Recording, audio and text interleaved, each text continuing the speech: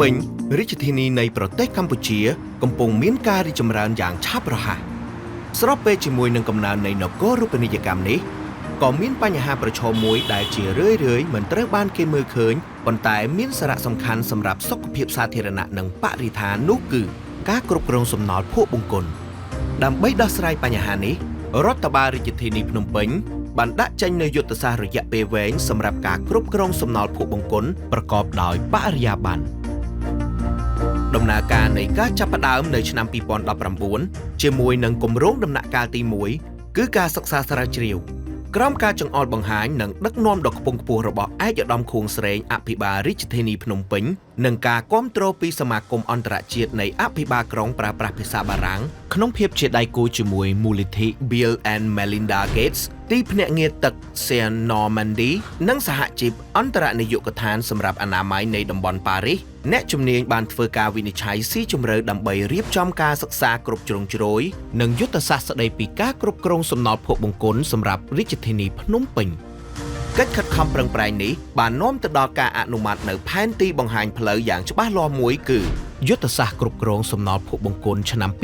2035ដើម្បីដឹកនាំរាជធានីក្នុងការពង្រឹងនិងកែលម្អគ្រប់ជំហាននៃខ្សែសង្វាក់តម្លៃនៃការគ្រប់គ្រងសំណល់ភក់បង្គន់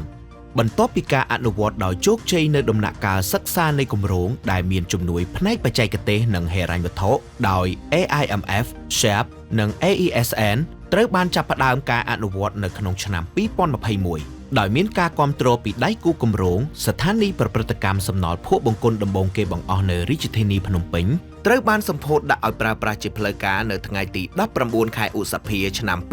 2023នៅក្នុងខណ្ឌកំបូលដែលមានសមត្ថភាពប្រព្រឹត្តកម្ម80ម៉ែត្រគូបក្នុងមួយថ្ងៃដែលនេះគឺជាសមិទ្ធផលដ៏សំខាន់មួយសម្រាប់អនាម័យទីក្រុងស្ថានីយប្រព្រឹត្តកម្មសំណល់ភក់បង្គន់នេះគឺគ្រាន់តែជាផ្នែកមួយនៃដំណោះស្រាយប៉ុណ្ណោះភាពជោគជ័យពិតប្រាកដគឺអាស្រ័យទៅលើការធានាឲ្យបាននូវការប្រើប្រាស់ស្ថានីយនេះឲ្យអស់ពីសក្តានុពលគម្រោងនេះបានបោះជំហានទៅមុខបន្ថែមទៀតដោយធ្វើការយ៉ាងជិតស្និទ្ធជាមួយអាជ្ញាធរមូលដ្ឋានដើម្បីពង្រឹងខ្សែសង្វាក់តម្លៃនៃការគ្រប់គ្រងសំណល់ភក់បង្គន់តាមរយៈការផ្ដល់អាជ្ញាប័ណ្ណសម្រាប់ប្រតិបត្តិការសេវាបូមសំណល់ភក់បង្គន់ក្នុងឆ្នាំ2024និង2025ការពង្រឹងទំនាក់ទំនងជាមួយប្រតិបត្តិការនិងភាគីពាក់ព័ន្ធការរៀបចំយុទ្ធនាការផ្សព្វផ្សាយនិងការសាកល្បងឧបករណ៍តាមដាន GPS សម្រាប់រថយន្តបូមសំណល់ភក់បង្គន់ការបង្កើតគណៈកម្មការនិងក្រុមការងារគ្រប់គ្រងសំណល់ភក់បង្គន់រាជធានីភ្នំពេញនិងការលើកកម្ពស់ការយល់ដឹងជាសាធារណៈលើសពីនេះសេចក្តីណែនាំសាធារណៈត្រូវបានដាក់ចេញដោយតម្រូវឲ្យប្រតិបត្តិការសេវាបូមសំណល់ភក់បង្គន់នៅរាជធានីភ្នំពេញត្រូវតែមានអាជ្ញាប័ណ្ណពីរដ្ឋបាលរាជធានីភ្នំពេញសេចក្តីណែនាំនេះក៏បានពង្រឹងការគ្រប់គ្រងសេវាគ្រប់គ្រងសំណល់ភក់បង្គន់ជាទូទៅក្នុងរាជធានីដោយតម្រូវឲ្យមានការដឹកជញ្ជូននិងចាក់ចោលសំណល់ភក់បង្គន់នៅស្ថានីយប្រព្រឹត្តកម្មដើម្បីធានាបាននៅដំណើរការរបស់ស្ថានីយប្រព្រឹត្តកម្មកម្រិតអបបរមានៃចំនួនដងនៃការចាក់សំណល់ភក់បង្គន់ក្នុងមួយឆ្នាំសម្រាប់រថយន្តនីមួយៗនៅស្ថានីយត្រូវបានកំណត់ជាលក្ខខណ្ឌសម្រាប់ការបន្តអាជ្ញាប័ណ្ណសមិទ្ធផលដ៏សំខាន់មួយទៀតគឺការប្រែក្លាយសំណល់ភក់បង្គន់ទៅជាធនធានប្រើប្រាស់ឡើងវិញ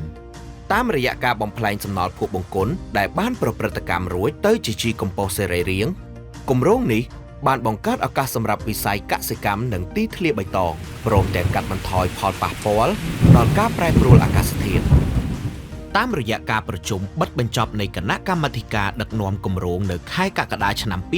2025ក្រោមវត្តមានដៃគូអន្តរជាតិរបស់រដ្ឋបាលរាជធានីភ្នំពេញបានវាយតម្លៃខ្ពស់ចំពោះការបដិញ្ញាចិត្តរបស់រាជធានីភ្នំពេញនិងសមិទ្ធផលនៃគម្រោងដែលក្លាយជាករណីសិក្សានៃការបំផុសគំនិតសម្រាប់ទីក្រុងផ្សេងទៀតនៅក្នុងបណ្ដាញសមាគមអន្តរជាតិនៃអភិបាលក្រុងប្រើប្រាស់ភាសាបារាំងតាមការប្រមាណមើលនាពេលអនាគតរដ្ឋបាលរាជធានីភ្នំពេញនិងដៃគូ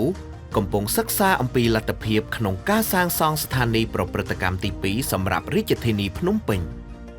ដើម្បីធានាថាសេវាអនាម័យអាចឆ្លើយតបទៅនឹងតម្រូវការរបស់ទីក្រុងដែលកំពុងតែមានការរីកចម្រើននេះតាមរយៈចក្ខុវិស័យការធ្វើផែនការនិងភាពជាដៃគូរាជធានីភ្នំពេញកំពុងកសាងអនាគតមួយដែលកាន់តែស្អាតមានសុខភាពល្អនិងនិរន្តរភាពសម្រាប់ប្រជាពលរដ្ឋគ្រប់រូប